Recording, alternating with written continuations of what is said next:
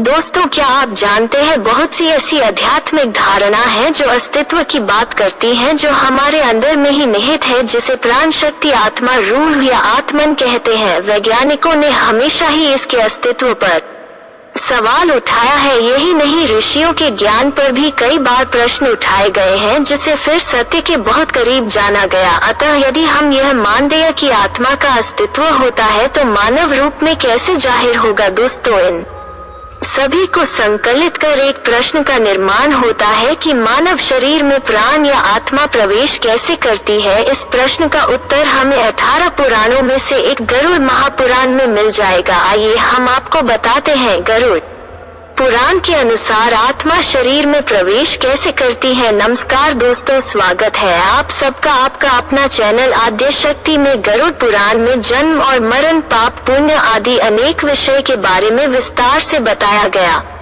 है। वही गरुड़ पुराण में इससे संबंधित श्लोक भी हमें पढ़ने और सुनने को मिलते हैं तथा हिंदू धर्म में किसी की मृत्यु हो जाने के उपरांत गरुड़ पुराण का श्रवण किया जाता है। वहीं दूसरी तरफ गरुड़ पुराण में इन बातों की व्याख्या की गई है कि मृत्यु के बाद जिस आत्मा को फिर से धरती पर जन्म लेना पड़ता है, वो आत्मा माँ के पेट में प्रवेश कैसे करती है, अर्थात आत्मा शरीर में कैसे प्रवेश करती है। इससे जुड़ी संपूर्ण जानकारी के लिए वीडियो के अंत तक जरूर बनी रहे। गरुड़ पुराण के अनुसार गर्भधारण के समय माता पिता के भाव के अनुसार उनके आसपास सूक्ष्म स्पंदन स्तर का क्षेत्र बन जाता है। यह क्षेत्र ऐसी आत्मा को आकर्षित करता है जिसका स्तर उनसे मिलता जुलता हो। जिस आत्मा का स्पंदन स्तर उससे मिलेगा वही उसकी ओर आकर्षित होगी। आकर्षित आत्मा माँ के गर्भ के आसपास मंडराती रहती है। आनुवांशिक प्रक्रिया तो शुरू हो जाती है, लेकिन गर्भ के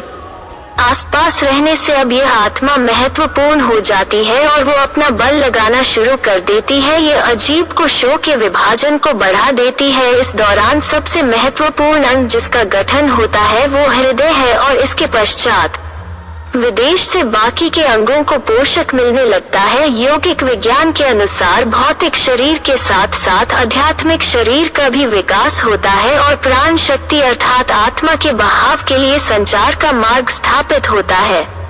ऐसे कई सारे मार्ग मिलते हैं, वहाँ ऊर्जा का भंवर बन जाता है। अध्यात्म में इन्हें चक्र और बिंदु कहते हैं। हालांकि बहुत से यौगिक परंपराओं में इन्हें 7 महत्वपूर्ण चक्रों के रूप में जाना जाता है, जो इस प्रकार है। मूलाधार, स्वाधिष्ठान, मणिपुर, अनाहत, विशुद्ध, आज्ञा, सहस्त्रार। जब रूम तैयार हो जाता है और उसमें सिर का गठन भली भांति हो जाता है, इसके पश्चात जैसे ही ब्रह्मेंद्र का सृजन होता है, आपको बताते चलें, जो कि सिर का पश्चिम क्षेत्र है। इसे अध्यात्म के अनुसार 7 चक्रों में से एक सहस्त्रार चक्र और बा बिंदु माना गया है। जिस क्षण ब्रह्मेंद्र पूरी तरह से रजत हो जाता है, तब आत्मा बिंदु से प्रवेश करती है और यह गर्भ के विकसित होने के 3 माह के अंदर। दोस्तों, आशा करते हैं आपको हमारे द्वारा दी गई जानकारी अच्छी लगी होगी। अगर आपको हमारे द्वारा दी गई जानकारी पसंद आए तो कृपया कर हमारे चैनल को सब्सक्राइब कीजिए, वीडियो को लाइक कीजिए। धन्यवाद।